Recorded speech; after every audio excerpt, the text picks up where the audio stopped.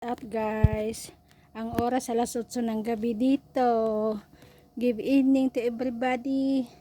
Ibibideo ko na naman ang aking mga halaman, mga bulaklak, dahil kami ay aalis bukas at mag-harvest tayo ng mga gulay na babaunin natin sa bundok, dahil kasi nangupa sila ng apartment. Kaya yan, doon kami kumakain ng amo ko. Inano ko na rin yung duyan ko, kaya lang aalis na naman kami bukas daw. Kaya inaano ko yung kamatis ko, oh. Yeah, mag-harvest tayo ng kamatis para baunin sa bundok. Pero nakapag-harvest na ako doon sa kabila, kaso nga lang hindi ko na ipakita, nakalimutan ko. Pero pupuntahan natin. Ito, oh, cactus na namulaklak, pero wala ako dito ba. Namulaklak siya. Pero hindi ko alam kung anong kulay ng bulaklak niya. Kasi wala kami. Nasa bundok. Ay, nasa beach pala kami noon. Yan. Yan, nandito naman po ako.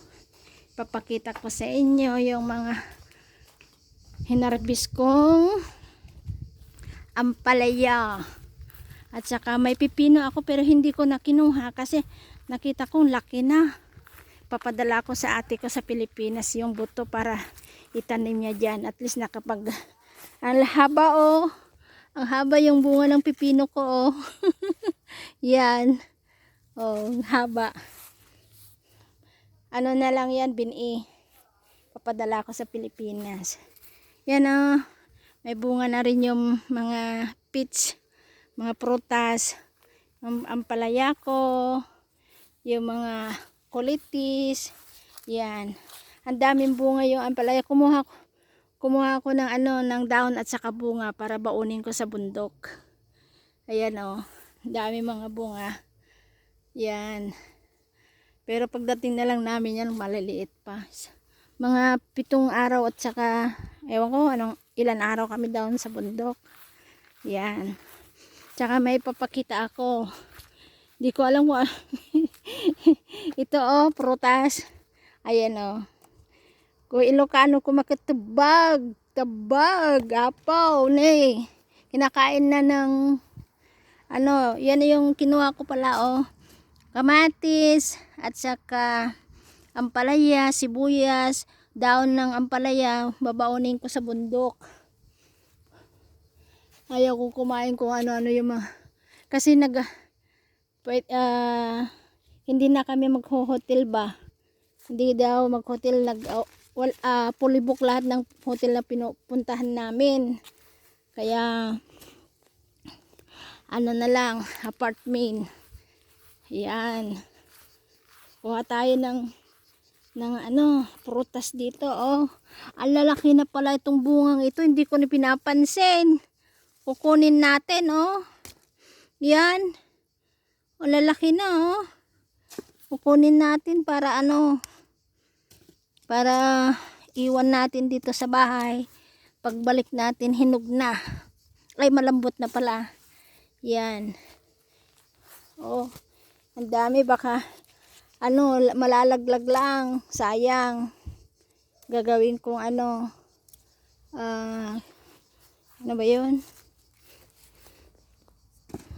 Pagbalik namin gagawin kong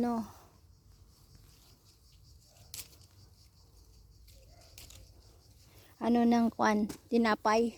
Ayun, oh, lalaki, oh. Yan, kukunin ko na lahat yan ng bunga niya para pagbalik namin dito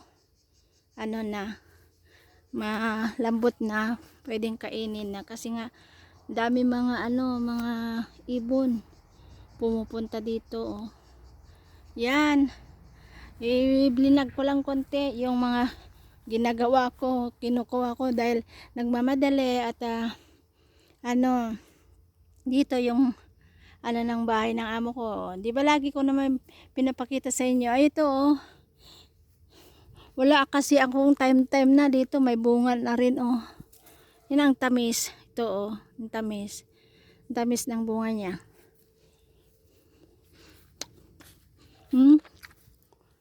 Kinakain niyang na ibon.